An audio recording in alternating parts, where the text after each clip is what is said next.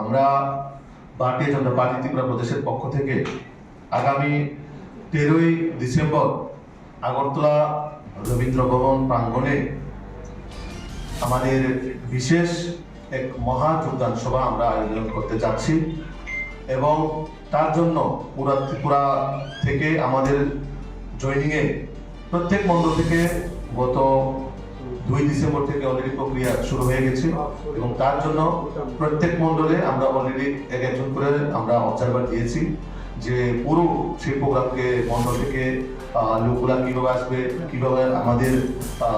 Behaviours গুলো আসবে, সেটার জন্য পুরো এই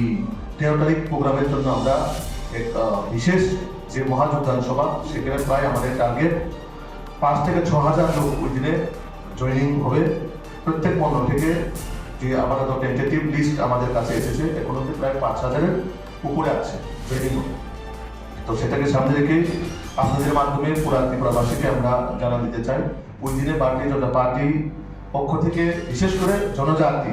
জনজাতির আমাদের যে একটা মহাযোগদান সভা, এই মহাযোগদান সভাতে সমস্ত আপামর জনগণকে আমার তরফ থেকে এবং প্রদেশের পক্ষ থেকে সবাইকে আমন্ত্রণ আমরা জানাচ্ছি। এবং বিশেষ করে ওই দিনে আমাদের প্রথমে একটা টেন্টেটিভ ডেট ছিল 10 তারিখ আমরা করার কথা ছিল, কিন্তু একটা বিশেষ অসুবিধার কারণে আমরা সেটাকে ডেফার করে আগামী 13ই ডিসেম্বর আমরা ওই দিনে অফিসিয়ালি আজকে আপনাদের মাধ্যমে আমরা ডিক্লেয়ার দিচ্ছি যে আগামী 13ই ডিসেম্বর এই প্রোগ্রামটা আমাদের হবে। এবং বিশেষ করে সাউথ থেকে এবং সিপাহীজলা অবধি যে গাড়িগুলো আসবে তারা থাকবেন আমাদের উমাকান্ত ময়দানে, তারা গ্যাদারিং হবে এবং পার্কিং হবে। এবং বিশেষ করে খোয়াই বা আমবাসা বা আপনার মান্ডাই বা মজলিশপুর এবং নর্থের একটা অংশ যারা আসবে তারা এই আষ্টবল ময়দানে তাদের গ্যাদারিং হবে। এবং খোয়াই যে পার্ট, তারারও একটা পার্ট যারা এই খোয়াই হয়ে আসবে তাদের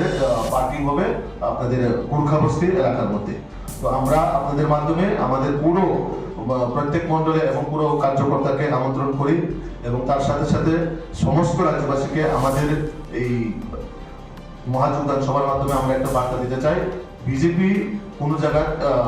দুর্বল নয়, বিজেপি সবসময় শক্তিশালী এবং আমরা কার্যকর্তাদের মাধ্যমে আমরা আগামী দিন এইভাবে এগিয়ে নিয়ে যেতে চাই।